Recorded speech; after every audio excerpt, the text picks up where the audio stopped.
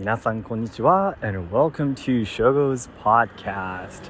So everyone, I believe you're very, very excited about this. This is going to be another series of Shogo is complaining. I don't know, this on this podcast channel, we've been having this new series of Shogo is complaining, and this is another one. I'll try to keep it short though, and again, whenever I talk about these things, I'm not trying to be really negative or anything. I'm just trying to share my ideas with you and the things that I struggle with through my activities and all the things that I do to try to achieve my dream.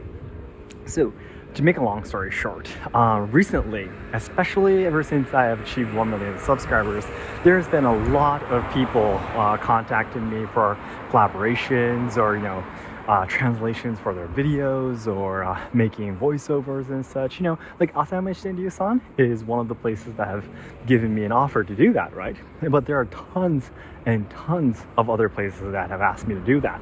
And I want to make it very clear, the people that I actually work with right now, like Asayama Shinryu-san or Kamina Daisuke-san, all these people, they have a lot of respect towards the work that I do and towards the people overseas who are willing to learn about Japanese culture.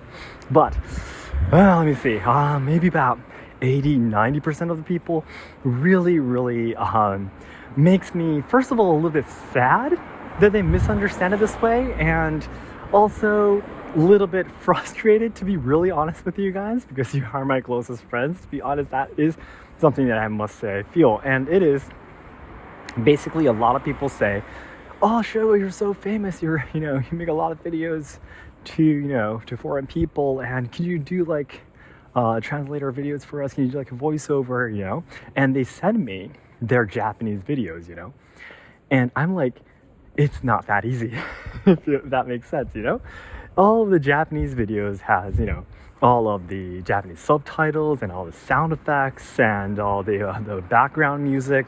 And what should I say? The content, first of all, of every video is for the Japanese audience, right? It's impossible. Like, let's say NHK, for Japanese people in NHK world, the content is very different. What they focus on, what they explain, the amount of their basic knowledge that the audience has is really different too, right? For example, you can't just translate everything into subtitles and miraculously have everyone around the world listening to you. Because if that was the case, why aren't there more channels, Japanese channels that are popular overseas, right? Even Asayama Shinryu-san only has about 40,000, less than, I think it was 35,000 subscribers. And for example, Kamina-san only has 2,500 subscribers. These super famous and successful people only have that many amount of subscribers, even though they're both really popular overseas, right?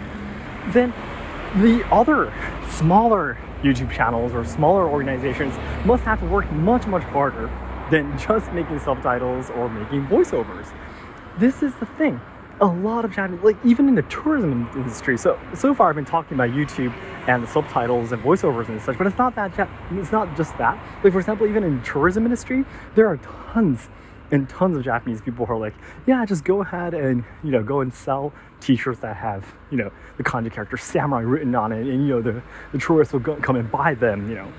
Like, you guys are definitely looking down on these businesses and teaching Japanese culture and history to foreign countries. You're definitely looking down on it. You really don't understand how much effort it takes to actually master these skills, first of all, and being able to introduce them and explain them in a different language. It's a completely different technique that you need, and just not just only having the skills, but being able to teach it to someone else, explain it to someone else, but the logics and all the meanings behind it is a lot of hard work. And I really feel that this is one of the very important fundamental problems, reasons why Japanese traditional culture is not being spread to the world. The people who are in the world of traditional culture just really doesn't think of spreading or teaching the culture to the world seriously. They think it's an easy job. Yeah, even though no one is succeeding by just making subtitles, by just selling t-shirts that have samurai written on it, no one has succeeded in the past. Then why do you believe in that? There's much more you need to do. You're gonna be taking other people's time, right? if someone's going to be watching your video, if someone's going to be buying your product, they're going to be taking away their time. You need more respect. At least that's what I think. That's the reason why I make, content specifically for people who are from overseas. And I, of course, have a very clear target for who my listeners are. And of course, I make the topics, the editing, everything specifically for those people and the people who are interested, in my content, right? I don't just come and copy and paste Japanese content and just put subtitles or do voiceovers over the same cutting and the same editing. That's impossible. I've never heard of any YouTube channel that's been successful like that. Unless it's like a really, really special one. Like, I don't know, like maybe the VTubers or, those, what should I say? Those kind of channels that are much more than just the information that's been, being told there. Maybe they might be successful, but otherwise it is definitely not that easy.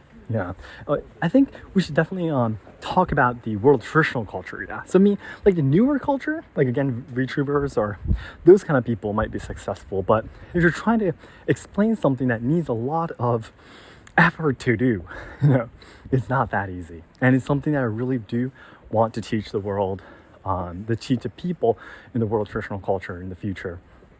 Again, as I explained before, me as a 28-year-old dude is trying to explain this to people. It's just going to make a lot of people angry and frustrated, and I'm not going to be able to say that for a long time. But through my activities, I do want to prove it, though.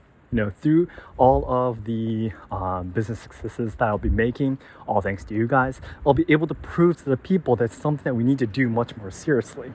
Yeah. So today, basically, this is what I wanted to talk about. This is what I have been very frustrated about recently.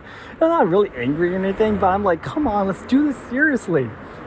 This is the last generation that has a chance to preserve and evolve traditional culture. This is literally the last generation. If our generation can't do it, there is no next.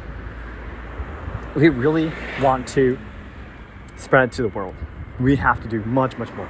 We gotta study seriously. We gotta make our content seriously. We gotta train even more seriously to be able to teach and train it. So that is something that I definitely want to tell more to the people in Japan from now on.